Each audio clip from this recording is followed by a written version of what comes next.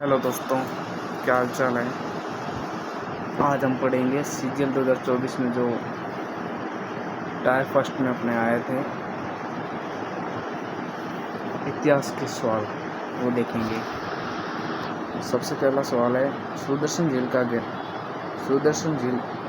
का विवरण गिरनार के शिलालेख में उल्लिखित है, जिसकी रचना शक शासक रुद्रदामन प्रथम ने की थी। इसके बाद है सेकंड क्वेश्चन, किसने 1929 में बिहार प्रांतीय किसान सभा का गठन किया था। बिहार प्रांतीय सभा का गठन किया हुआ है स्वामी सहजानंद सरस्वती। थर्ड है महेंद्र वर्मन प्रथम किस राजवंश का शासक था। पल्लव का। 1867 में मुंबई में प्रार्थना समाज की स्थापना किसने की। आत्माराम पांडुरंग ने। 1307 से 8 में अलाउद्दीन खिलजी का पहला दक्षिण अभियान किस क्षेत्र में हुआ था। देवगिरी में।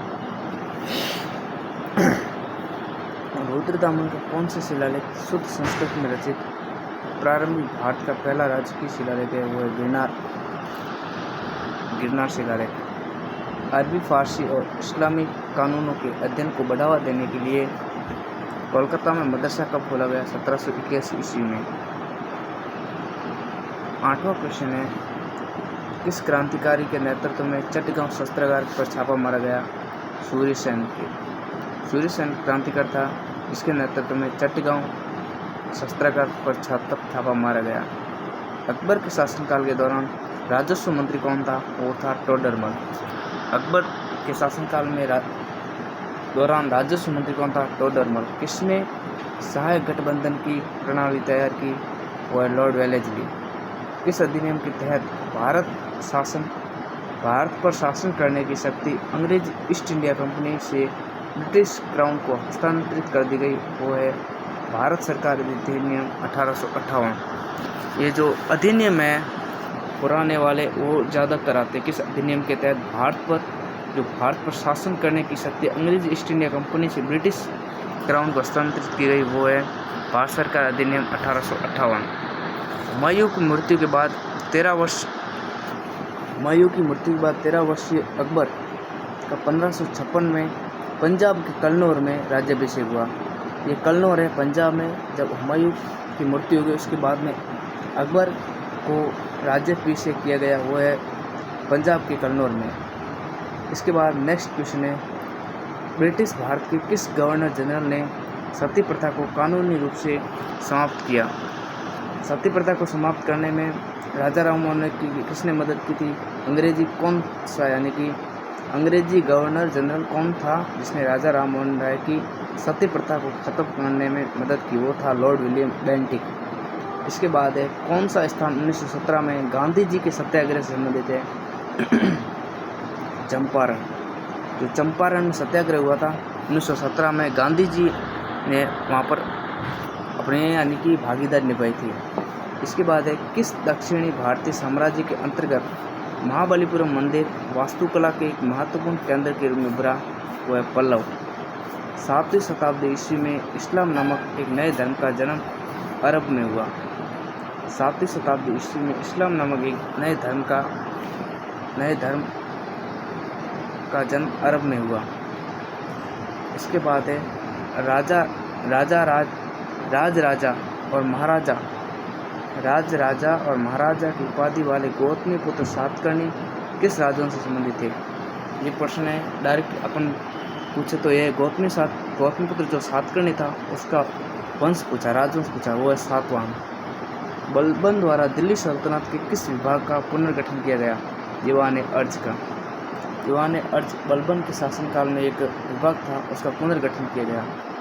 इसके बाद है किस राजवंश के रुद्रसेन द्वितीय ने गुप्त राजवंश के चंद्रगुप्त द्वितीय की जो पुत्री थी, चंद्रगुप्त द्वितीय की पुत्री का नाम है प्रभावती गुप्ता से विवाह किया, वो है वाकाटक नरेश। एक मिनट, हाँ ये क्या हो रहा है। निम्न में से कौन अकबर के नवरत्नों में से एक था। तानसेन अकबर के नवरत्नों में से एक था। वर्ष 1945 में ब्रिटेन के ब्रिटेन में किस पार्टी की सरकार बनी? लेबर पार्टी की। वल्लभी जो प्राचीन भारत का एक शहर था, 5वीं से 8वीं शताब्दी तक मैत्रक राजवंश की राजधानी थी। वल्लभी जो प्राचीन भारत का एक राजवंश शहर था, वल्लभी जो प्राचीन भारत का एक शहर था, 5वीं से 8वीं शताब्दी तक मैत्रक राजवंश की राजधानी थी। 2 शाखाओं में विभाजित किस संगठन की स्थापना लोकमान्य बाल गंगाधर तिलक और एनी बेसेंट ने की थी? वो है होम रूल लीग की। इसके बाद नेक्स्ट है, किस शहर में महात्मा गांधी ने ब्रिटिश बागान मालिकों द्वारा थोपी गई नील की खेती के खिलाफ किसान आंदोलन का नेतृत्व किया? चंपारण का। अभी हमने पीछे पढ़ा वही शहर में जो ब्रिटिश बागान मालिकों द्वारा थोपी गई नील की खेती थी, उसके खिलाफ ही चंपारण आंदोलन हुआ था। तो मैं अब बताओ कि चंपारण आंदोलन कब हुआ था? मैंने थोड़ी देर पहले बताया है आपको। इसके बाद है, वैदिक जीवन की आश्रम प्रणाली के अनुसार जीवन का तीसरा चरण कौन सा है? वानप्रस्थ।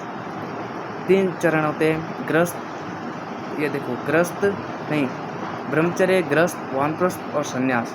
ये तीसरा चरण पूछा, वो है वानप्रस्थ। इसके बाद है, दिल्ली सल्तनत का अंतिम सुल्तान कौन था? इब्राहिम लोदी। दिल्ली सल्तनत थी, उसका जो अंतिम सुल्तान है वो है इब्राहिम लोदी। इसके बाद उच्च न्यायालय के न्यायाधीश के रूप में सेवा देने वाली पहली भारतीय महिला अन्ना चांडी किस उच्च न्यायालय में नियुक्त थी? अन्ना चांडी के बारे में पूछा है कि वो कौन से न्यायालय से संबंधित है, और केरल। अन्ना चांडी केरल राज्य से संबंधित है। किस युद्ध को भारत में ब्रिटिश राज की औपचारिक शुरुआत माना जाता है? प्लासी का युद्ध। जो ब्रिटिश राज की शुरुआत हुई थी वो प्लासी के युद्ध से ही हुई थी। इसके बाद नेक्स्ट क्वेश्चन आता है कि किस विदेशी यात्री के अनुसार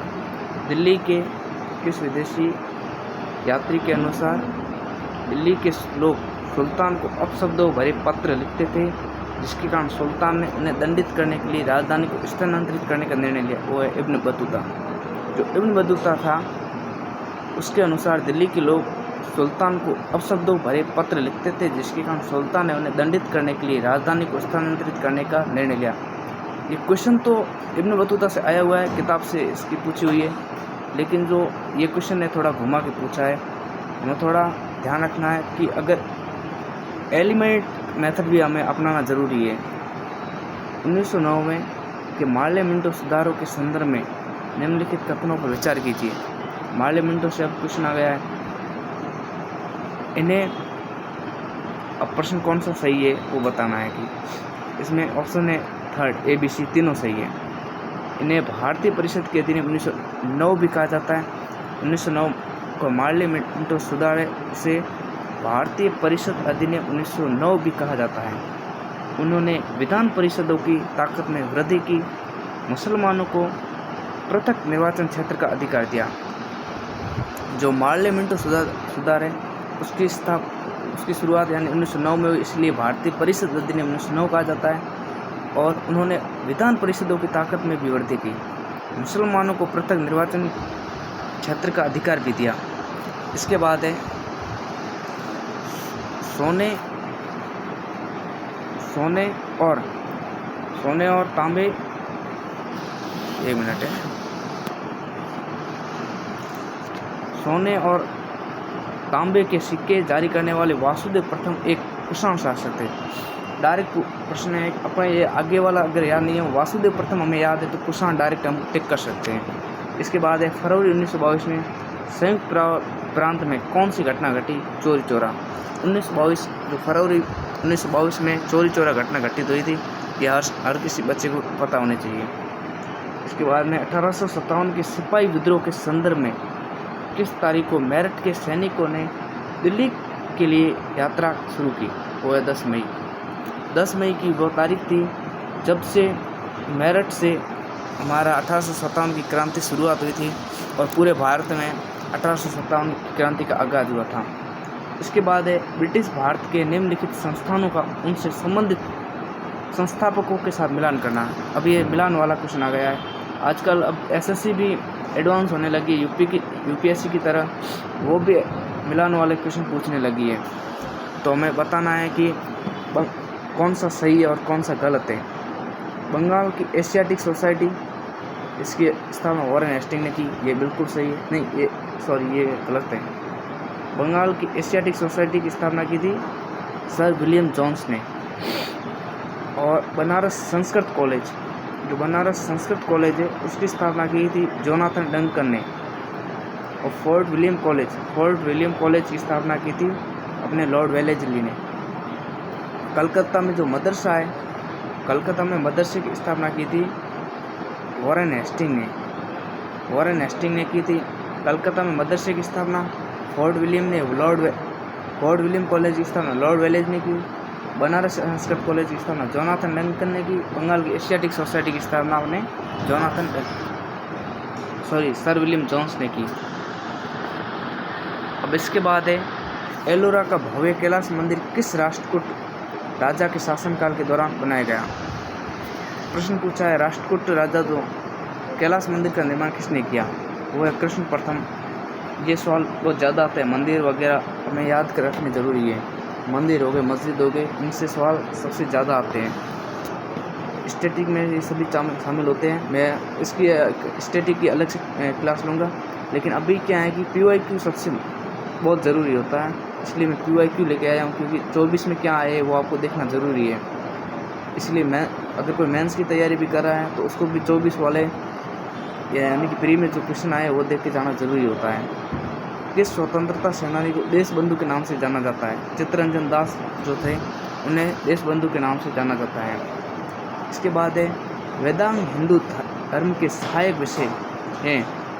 वेदांग जो है हिंदू धर्म के सहायक विषय हैं, जिनकी उत्पत्ति प्राचीन काल में हुई थी और वेदों के अध्ययन से जुड़े हुए हैं।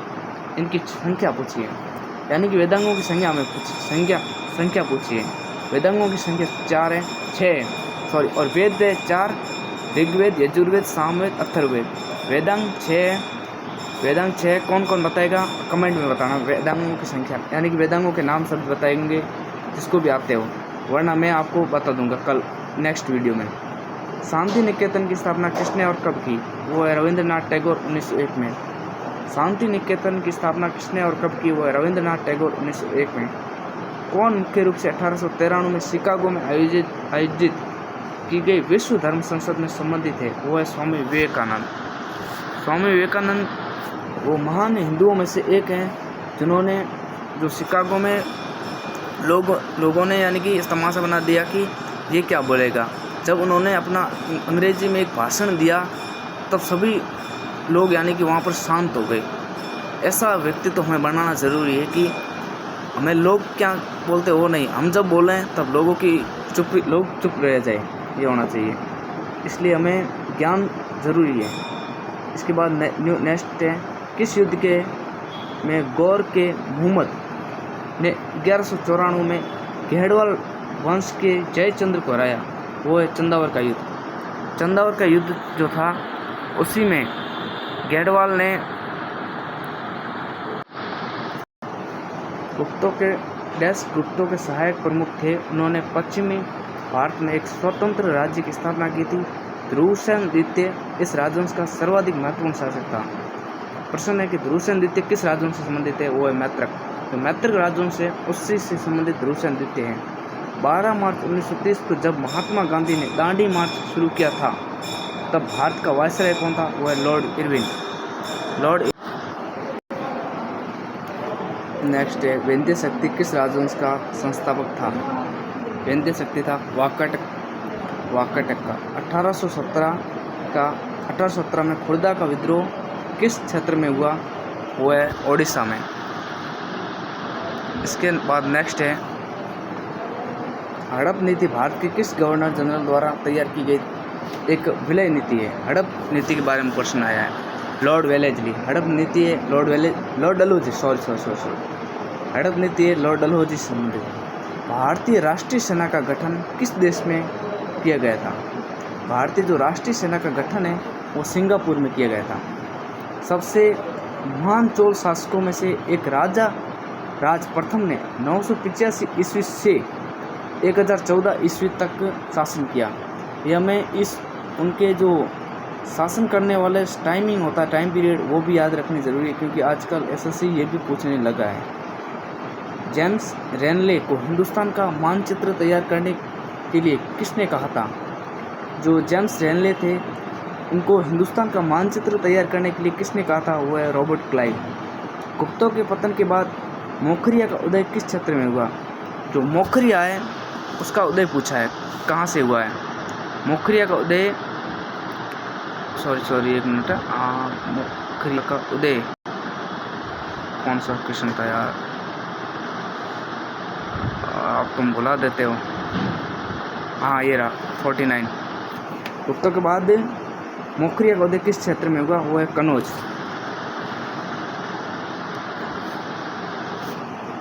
उसके बाद गुप्तों के हाँ हो गया ये तो। किस वर्ष गांधी जी का जन्म हुआ? ये तो हर किसी को आना चाहिए। 1869, 2 अक्टूबर 1869 को। वर्ष 1791 में हिंदू कॉलेज की स्थापना कहाँ हुई थी? वो है बनारस में। गांधी इरविन समझौते पर किस वर्ष हस्ताक्षर किए गए थे? जो गांधी इरविन समझौता था उस पर हस्ताक्षर पूछा है, वो है 1931, 1931 में। 1931 में गांधी इरविन पर समझौता जो हुआ था उस पर साइन हुआ था। अब प्रश्न है कि अशोक जो है, महान अशोक, जो जिनके दादाजी थे चंद्रगुप्त मौर्य और पिता थे बिंदुसार, उनके बारे में पूछा है कि उनका और नाम क्या था? प्रियदर्शी नाम किस राजा से संबंधित है? प्रियदर्शी वो है अशोक से संबंधित। मुगल सम्राट अकबर के शासनकाल में वकील कौन था जिसे खाना की उपाधि दी गई थी? वो है बैरम खान। बैरम खान ही वह व्यक्ति थे जिन्हें खाना की उपाधि थी, और वो मुगल सम्राट में एक वकील थे। जो आज के टाइम में एडवोकेट वगैरह होते हैं उन्हें वकील कहते हैं, वो तो आपको सभी को पता ही है। सॉरी। वर्ड का घोषणा पत्र 1854 मुख्य रूप से किस विषय से संबंधित है? वो है शिक्षा से संबंधित। वर्ड का घोषणा पत्र पूछा है 1854, वो किससे संबंधित था? वो है शिक्षा से संबंधित था। पेशावर के पास मर्दन से बरामद तख्त बही शिलालेख वर्तमान पाकिस्तान के उत्तरी पश्चिमी क्षेत्र में किस राजवंश के शासनकाल वर्णन करता है? पार्थियन। जो पेशावर के पास मर्दन से बरामद तख्त बही शिलालेख वर्तमान पाकिस्तान के उत्तर पश्चिमी क्षेत्र में किस राजवंश के शासनकाल का वर्णन करता है? वो है पार्थियन। मुगल सम्राट बाबर का उत्तराधिकारी, हमें उत्तराधिकारी के जो क्रमश है वो याद रखने ज़रूरी है। मैं एक क्लास में ऐसे सेपरेट क्लास लेके आऊँगा कि सभी के उत्तराधिकारी वगैरह कौन कौन है वो आपको याद करवा दूँगा एक ही क्लास में। इसके बाद है ब्रिटिश संसद ने किस वर्ष भारतीय उच्च न्यायालय अधिनियम पेश किया? वो है 1861 में। कौन सा जानवर चोल राजवंश का प्रतीक था?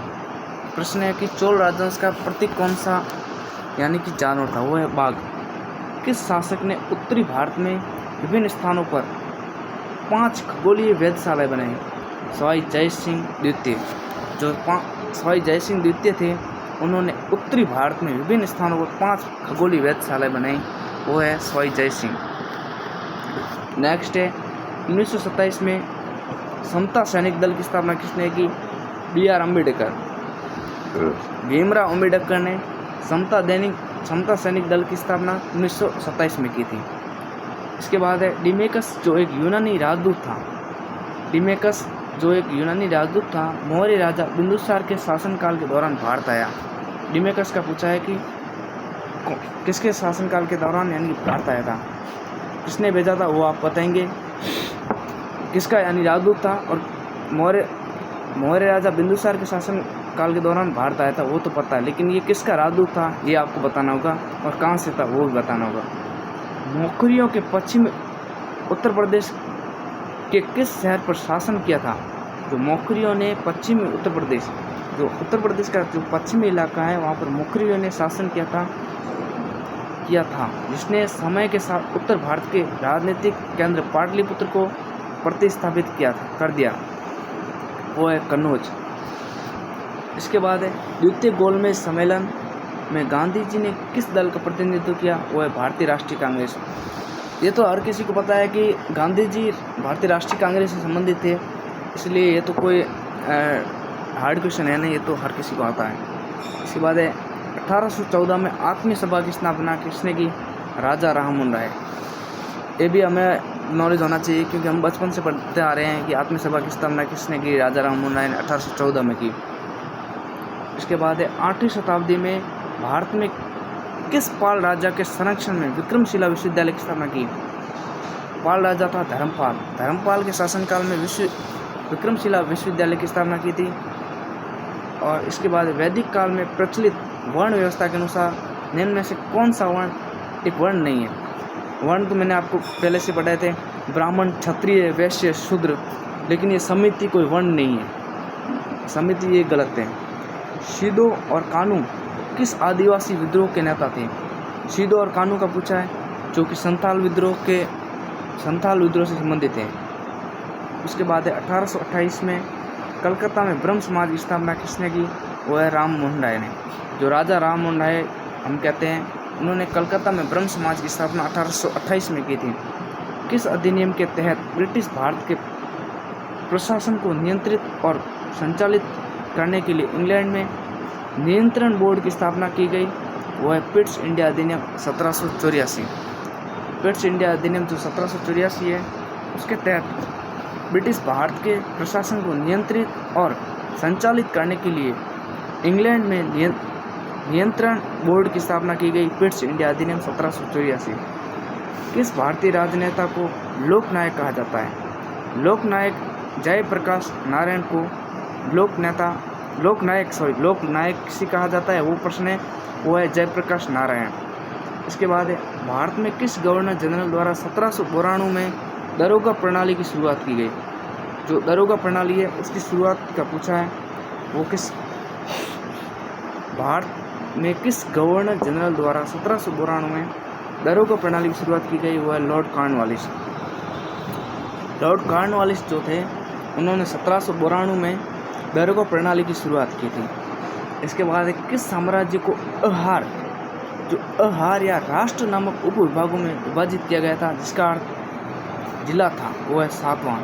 जो सातवाहन साम्राज्य था उसको अहार या राष्ट्र नामक उपविभागों में विभाजित किया गया था। कौन सा राज्य? वो है सातवाहन।